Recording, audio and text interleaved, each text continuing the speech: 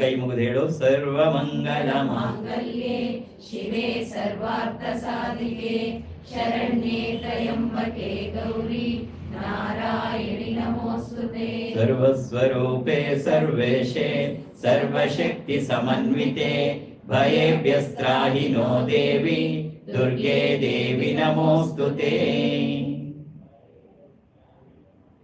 ಈಗ ನೀನು ಕುಂಕುಮಾರ್ಚನೆಗೆ ಇಟ್ಕೊಂಡಿದೆಯಲ್ಲ, ಶ್ರೀಚಕ್ರದ ಕೊರಡೋ ಅಥವಾ ಅರಿಶಿಣದ ಕೊನೆಯೋ ಏನಾರು ಅಲ್ಲಿಗೆ ದುರ್ಗೆಯನ್ನ ಕರಿ. ಅಮ್ಮ ಕೂತ್ಕೋ, ಇವತ್ತು ನಿನ್ನ ಪಾದಕ್ಕೆ ಕುಂಕುಮಾರ್ಚನೆಯನ್ನ ಮಾಡ್ತಿ, ಪ್ರೀತಿಯಿಂದ ಕೂತ್ಕೋ ಅಂತ ಕರಿ.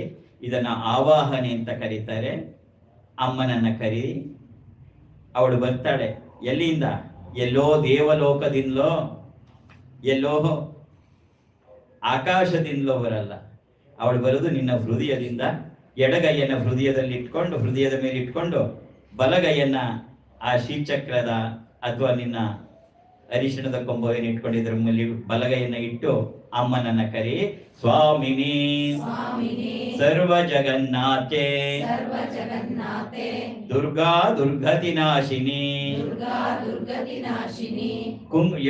ಯಾವತ್ ಶಕ್ತಿ ಕುಂಕುಮಾರ್ಚನ ವಸಾನಕಂ ತಾವದ್ ಪ್ರೀತಿ ಭಾವೇನ ಅಸ್ಮಿನ್ ಬಿಂಬೆ ಸನ್ನಿಧಿಂ ಕುರು. ಇನ್ನೊಂದ್ಸರಿ ಕೇಳ್ಕೋ.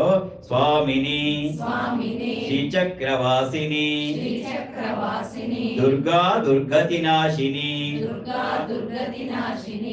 ಯಾವತ್ ಕುಂಕುಮಾರ್ಚನ ವಸಾನಕಂ ತಾವದ್ ಪ್ರೀತಿ ಭಾವೇನ ಅಸ್ಮಿನ್ ಬಿಂಬೆ ಸನ್ನಿಧಿಂ ಕುರು. ಕಣ್ಣು ಗೊತ್ಕೊಂಡು ಹೇಳು. ಸರ್ವ ಮಂಗಲ ಮಾಂಗಲ್ಯೆ ಶಿವೆ ಸರ್ವಾರ್ಥ ಸಾಧಿಕೆ ಶರಣ್ಯೆ ತ್ರಯಂಬಕೆ ಗೌರಿ ನಾರಾಯಣಿ ನಮೋಸ್ತುತೆ. ಸರ್ವಸ್ವರೂಪೇ ಸರ್ವೇಶೇ ಸರ್ವಶಕ್ತಿ ಸಮನ್ವಿತೆ ಭಯೇಭ್ಯಸ್ತ್ರಾಹಿ ನೋ ದೇವಿ ದುರ್ಗೆ ದೇವಿ ನಮೋಸ್ತುತೆ. ದುರ್ಗೆ ದೇವಿ ನಮೋಸ್ತುತೆ. ದುರ್ಗೆ ದೇವಿ ನಮೋಸ್ತುತೆ. ಕುಂಕುಮಾರ್ಚನೆ ಮಾಡೋಕ್ ಮುಂಚೆ ದುರ್ಗಿಗೆ ಪೂಜೆ ಮಾಡಿ ಆಮೇಲೆ ಕುಂಕುಮಾರ್ಚನೆ ಮಾಡೋಣ. ಮಾನಸ ಪೂಜೆಯನ್ನ ಮಾಡು. ಒಂದ್ಸರಿ ಕುಂಕುಮಾರ್ಚನೆ ಮಾಡುವಾಗ ಬಹಳ ಮುಖ್ಯವಾದದ್ದು ಯಾವುದಪ್ಪ ಅಂದ್ರೆ ಭಾವನೆ. ಬರೀ ಕುಂಕುಮ ಉದುರಿಸಿದ್ದೆಲ್ಲ ಕುಂಕುಮಾರ್ಚನೆ ಆಗಲ್ಲ. ಭಾವಪೂರ್ಣವಾಗಿ ಏನು ಭಾವ? ಅವಳು ನನ್ನಮ್ಮ, ಈ ದೇಹವನ್ನ ಕೊಟ್ಟಂತ ಅಮ್ಮ, ಈ ಜನ್ಮಕ್ಕೆ ಮಾತ್ರ ತಾಯಿ. ಆ ಜಗನ್ಮಾತೆ ನನ್ನ ಜನ್ಮ ಜನ್ಮಾಂತರದ ತಾಯಿ, ನನ್ನನ್ನು ಪೂರ್ಣವಾಗಿ ರಕ್ಷಣೆಯನ್ನ ಮಾಡುವ ಭಾರ ಹೊತ್ತಿರುವ ತಾಯಿ ಅವಳು ಅನ್ನುವ ಪೂರ್ಣ ಭಾವನೆಯನ್ನ ಇಟ್ಕೊಂಡು, ಜೊತೆಗೆ ಮೊದಲು ಬೇಕಾದ್ದು ಧನ್ಯತಾ ಭಾವ. ಧನ್ಯತಾ ಭಾವನ ಏನು? ಧನ್ಯತಾ ಭಾವ ಮನಸ್ಸು ಹೇಳ್ಕೋಬೇಕು. ಇವತ್ತು ಜಗತ್ತಿನಲ್ಲಿ ಎಷ್ಟು ಕೋಟಿ ಕೋಟಿ ಜನಗಳಿದ್ದಾರೆ, ಆದ್ರೆ ಇವತ್ತು ಕುಂಕುಮಾರ್ಚನೆ ಮಾಡ್ತಿರೋದೆಷ್ಟು? 1-1.5 ಲಕ್ಷ ಜನ ಮಾತ್ರ. ಅದರಲ್ಲಿ ಅಮ್ಮ ಕೋಟಿ ಕೋಟಿ ಜನದಲ್ಲಿ ಆಯ್ಕೆ ಮಾಡಿಕೊಂಡಿರುವ ನೀನು ಈ 1 ಲಕ್ಷ ಜನರಲ್ಲಿ ನನ್ನನ್ನು ಆಯ್ಕೆ ಮಾಡಿಕೊಂಡು ಕೂರ್ಸಿದೆಯಲ್ಲಿ ಅಮ್ಮ, ನಿನ್ನ ಪಾದಕ್ಕೆ ಕುಂಕುಮಾರ್ಚನೆ ಮಾಡಿಸ್ಕೊಳ್ಳೋಕೆ. ಅಮ್ಮ, ಇದು ನಿನ್ನ ಕರುಣೆ, ಇದು ನಿನ್ನ ಪ್ರೀತಿ, ಇದು ನಿನ್ನ ಪ್ರೇಮ, ಇದು ನಿನ್ನ ವಾತ್ಸಲ್ಯ, ಇದು ನಿನ್ನ ದಯೆ ಕಣೆ ಅಮ್ಮ. ಅಮ್ಮ, ಈ ನಿನ್ನ ಕೃಪೆ ನನ್ನ ಮೇಲೆ ಯಾವಾಗಲೂ ಇರ್ಲಮ್ಮ.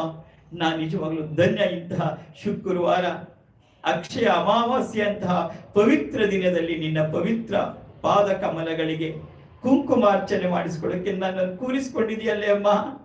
ನಾನೇನು ಸಾಧ್ವಿ ಶಿಖಾಮಣಿ ಅಲ್ಲ, ತಪಸ್ವಿನೀನೂ ಅಲ್ಲ, ಆದ್ರೂ ನನ್ನಂತೋಳನ್ನು ನಿನ್ನ ಪಾದಕ್ಕೆ ಕುಂಕುಮಾರ್ಚನೆ ಮಾಡಿಸ್ಕೊಂಡು ಕೂತ್ಕೊಂಡಿಯಲ್ಲೇ ಅಮ್ಮ. ಇದು ಕೇವಲ ನಿನ್ನ ಪ್ರೀತಿ ಅಮ್ಮ, ನಿನ್ನ ಕರುಣೆ ಅಮ್ಮ. ನಾನು ಧನ್ಯ ಅಮ್ಮ, ನಾನು ಧನ್ಯ ಅನ್ನುವ ಧನ್ಯತಾ ಭಾವ ನಮ್ಮಲ್ಲಿ ಬರಬೇಕು. ಅದು ಸತ್ಯ. ಆ ಧನ್ಯತಾ ಭಾವ ಹೌದು ಸತ್ಯ. ಎಷ್ಟು ಕೋಟಿ ಕೋಟಿ ಜನ ಇದ್ದಾರೆ, ಆದರೆ ಅವಳು ಆಯ್ಕೆ ಮಾಡ್ಕೊಂಡಿರೋದೆಷ್ಟು? ಅದರೊಳಗೆ ನನ್ನನ್ನುವೇ. ಇದು ಧನ್ಯತಾ ಭಾವ. ಎರಡನೇದು, ಯಾರೋ ದೇವಿ ಯಾರೋ ದುರ್ಗೆ ಅಲ್ಲ, ಅವಳೇ ನನ್ನಮ್ಮ. ನನ್ನ ದುರ್ಗತಿಯನ್ನು ನಾಶ ಮಾಡೋಕೆ ಬಂದಿರುವ ಅಮ್ಮ. ನಾವು ತತ್ವಪದ ಹೇಳೋರ್ ತರ ಬರುವಾಗ ಒಂಟಿ ಹೋಗುವಾಗ ಒಂಟಿ ಎನ್ನುವುದನ್ನು ನಾವು ಒಪ್ಪಲ್ಲ. ಭಕ್ತಿ ಮಾರ್ಗದವರು ಈ ಮಾತನ್ನ ಒಪ್ಪಲ್ಲ. ನಾನು ಬರುವಾಗ ಒಂಟಿಯಾಗಿ ಬರಲಿಲ್ಲ, ಬರುವಾಗ ನನ್ನ ಜೊತೆ ನನ್ನಮ್ಮ ಈ ಲೋಕಕ್ಕೆ ತಂದು ಕರ್ಕೊಂಬಂದು ಇಲ್ಲಿ ಕೂರಿಸಿದಾಳೆ. ನಾನು ಇಲ್ಲಿ ಜೀವನವನ್ನ ನಡೆಸುವಾಗಲೂ ನನ್ನ ಜೊತೆ ಯಾರಿಲ್ಲದೆ ಇದ್ರೋ ಒಬ್ಬಳಿದ್ದೇ ಇರ್ತಾಳೆ, ಅವಳೇ ಜಗನ್ಮಾತೆ. ಮತ್ತೆ ನಾನು ಹೋಗುವಾಗ್ಲೂ ಅಷ್ಟೇ ನನ್ನನ್ನ ಕೈ ಹಿಡಿದು ಬಾಕಂದ ಅಂತ ಕರ್ಕೊಂಡು ಹೋಗೋಳು ನನ್ನಮ್ಮ ಜಗನ್ಮಾತೆ. ಅದರಿಂದ ನಾನು ಬರುವಾಗಲೂ ಒಂಟಿ ಅಲ್ಲ, ಇರುವಾಗಲೂ ಒಂಟಿ ಅಲ್ಲ, ಹೋಗುವಾಗಲೂ ಒಂಟಿ ಅಲ್ಲ, ಏಕೆಂದ್ರೆ ಯಾವಾಗಲೂ ನನ್ನ ಜೊತೆ ಇರೋಳೆ ಜಗನ್ಮಾತೆ. ಇದು ನಮ್ಮನ್ನ ಹೃದಯಕ್ಕೆ ಹೋಗಬೇಕು. That is the hard reality. ಅದೇ ನಿಜವಾದಂತಹ ಸತ್ಯ. ಆ ಸತ್ಯವನ್ನ ಮನಸ್ಸಿನಲ್ಲಿ ಇಟ್ಕೊಂಡು ಒಂದು ಸರಿ ಕಣ್ಮುಚ್ಚಿ ತಾಯಿಯನ್ನ, ಆ ಜಗನ್ಮಾತೆಯನ್ನು ಸ್ಮರಣೆಯನ್ನ ಮಾಡಿ, ಅವಳನ್ನ ನೋಡು, ಅವಳನ್ನ ಅಡಿಯಿಂದ ಮುಡಿಯುವವರೆಗೂ ನೋಡು, ಅವಳ ಪಾದದಿಂದ ಕಿರೀಟದವರೆಗೆ ನೋಡು. ಬಲಪಾದದಲ್ಲಿ ಓಂಕಾರ, ಎಡಪಾದದಲ್ಲಿ ಶ್ರೀಕಾರ, ಅವಳ ಕಾಲ್ಗೆಜ್ಜೆ ಕಾಲುಂಗರಗಳನ್ನ ನೋಡ್ತಾ, ಅಮ್ಮ ಈ ಪವಿತ್ರ ಪಾದಕ್ಕೆ ಇವತ್ತು ಕುಂಕುಮಾರ್ಚನೆ ಮಾಡುವ ಭಾಗ್ಯವನ್ನ ಕೊಟ್ಟಿದೆಯಲ್ಲೆಮ್ಮ. ನಗದೀತಿ ಸಂಚನ ನವಜ್ಜನ ತಮೋಗುಣ. ಅಮ್ಮ ನಿನ್ನ ಪಾದದ ಬೆರಳಿನ ಉಗುರನ್ನ ನೋಡಿದ್ರೆ ಎಲ್ಲ ತಮೋಗುಣಗಳು ಹೋಗುತ್ತೆ ಅಂತ ಹೇಳಿ ಋಷಿ ಮುನಿಗಳು ಹೇಳ್ತಾರೆ. ಅಂತಹ ನಿನ್ನ ಪವಿತ್ರ ಪಾದಕ್ಕೆ ಇವತ್ತು ನಾನು ಕುಂಕುಮಾರ್ಚನೆ ಮಾಡುವ ಸೌಭಾಗ್ಯವನ್ನ ನನಗೆ ಕೊಟ್ಟಿದೆಯಲ್ಲೇ ಅಮ್ಮ, ಧನ್ಯಳಾದೆ